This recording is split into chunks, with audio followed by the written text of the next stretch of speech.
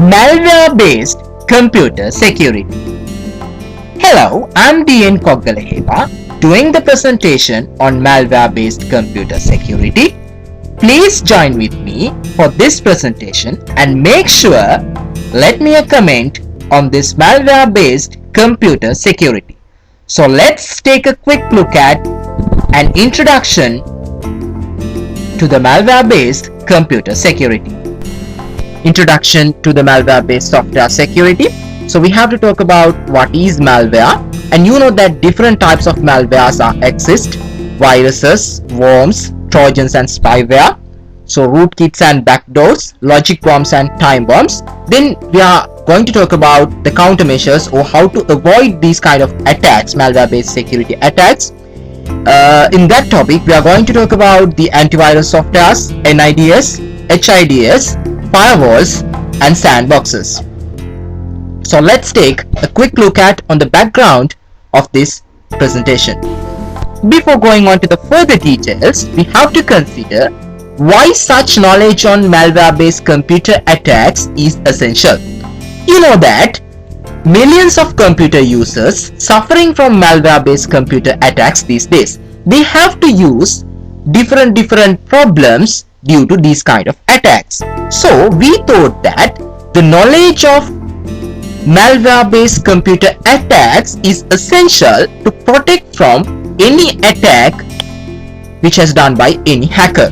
So in this presentation, we are providing you some kind of a guidance to protect from any attack. Okay, what is a malware? Malwares are programs of part of programs that have a malicious, we call it mal, or unpleasant effect on your computer security. This covers many different terms that you may have heard before, such as that viruses, worms and trojans.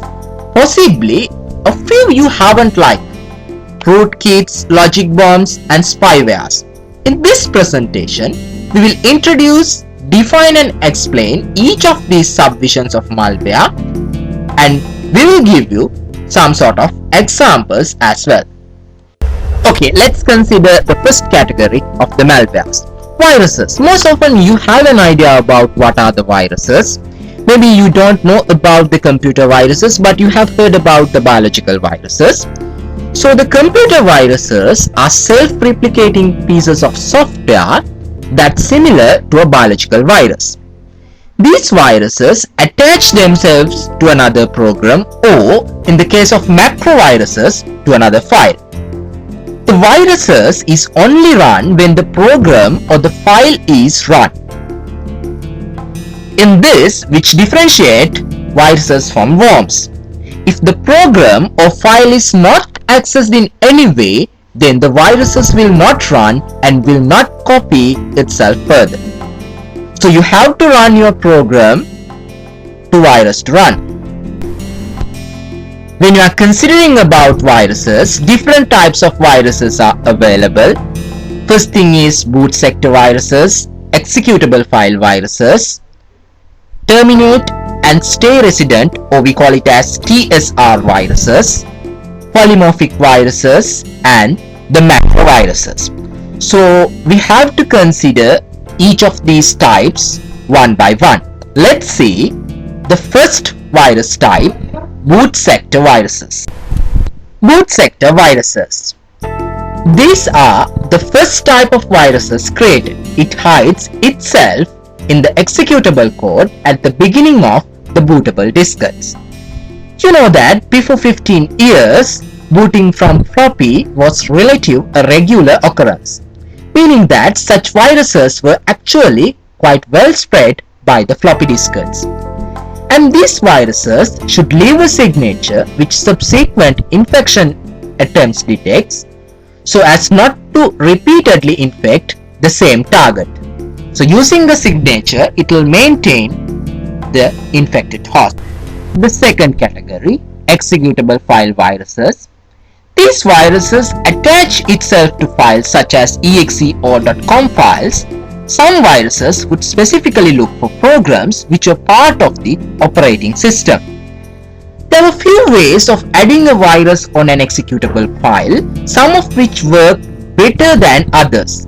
The simplest way and the least suitable was to override the first part of the executable file with a virus code, and it means that the virus executed but the program would subsequently crash, and leaving it quite obvious that there was an infection, especially if the file was an important file or an important system file. TSR viruses, the name implies the terminate and stay resident viruses. It is a term from DOS where an application would load itself into the memory and then remain there in the background. So it allows the computer to run as normal in the foreground. The more complex of these viruses would intercept the system calls. Others would attach themselves to the dir command and then infect every application in the directory that was listed.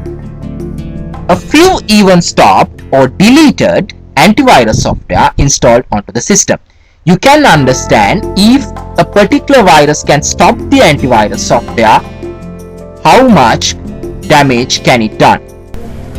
The polymorphic viruses. In early days, the viruses were very easy to identify because they had a certain signature or they had a predefined structure. But as the name implies, poly meaning multiple and morphed, meaning the shape.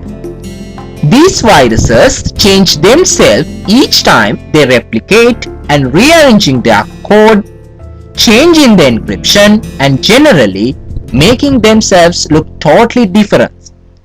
This created a huge problem. Instantly, there was much smaller signatures that remained the same of the better viruses, but the problem was increased with the release of number of polymorphic kits into the viruses writing community. The last kind of viruses, macroviruses. The macroviruses make use of the built-in ability of a number of programs to execute the code. So the programs such as Word, Excel have limited but very powerful versions of the Visual Basic Program language. This allows for the automation of repetitive tasks and the automatic configuration of specific settings. These macro languages are misused to attach a viral code to the documents which will automatically copy itself onto other documents. So using this feature, the macroviruses have been attached to the programs which are written using the above mentioned languages. Moving on to the second category of malware, worms.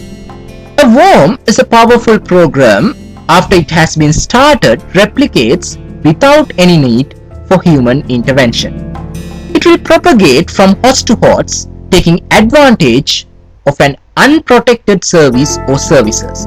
Keep in mind that worms are older than the viruses. The first worm was created many years before the first virus. This worm made use of flaw in the Unix finger command to quickly bring down most of the internet. It will traverse a network without the need for a user to send an infected file or email. Most of the large incidents in the press recently have been worms rather than viruses. Okay, here this is another interesting area, Trojans and spyware. Trojans are a piece of malware which masquerade as something either useful or desirable in order to get you to run them. So at this point, they may well do something unpleasant to your computer, such as install a backdoor or rootkit, or even worse, dial premium rate phone number that will cost your money. Spyware is the software that installs itself surreptitiously, often from websites that you might visit. When you are visiting to a website, it will install into your computer and it will hide any necessary detail from your computer. Rootkits and backdoor.